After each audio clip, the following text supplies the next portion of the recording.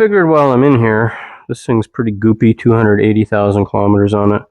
I might as well do a decarbon. Haven't done one on a Volkswagen before, but I'm just going to remove all the stuff that shouldn't be there. So these little divider swirly dealies in the ports, just taking a razor blade, scraping that carbon off manually, then I'll wipe them clean with a rag. Piece in the middle is aluminum, and then there's, at least it looks aluminum, maybe it's steel, whatever, kind of satisfying.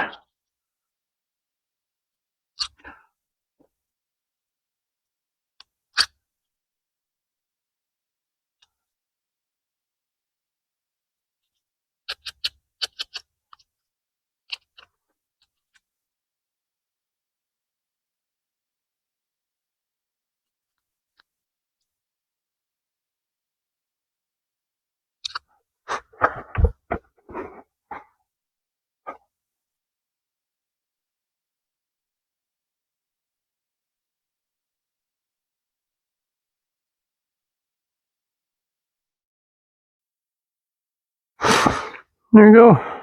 If only it was that easy to get the ports and the intake valves clean. I'm sure that'll be a bit more of a battle, but we'll start with these. Alrighty everyone, we have our DI injectors replaced. We found that we also have a coolant temp sensor that you can't access with the intake on that is leaking.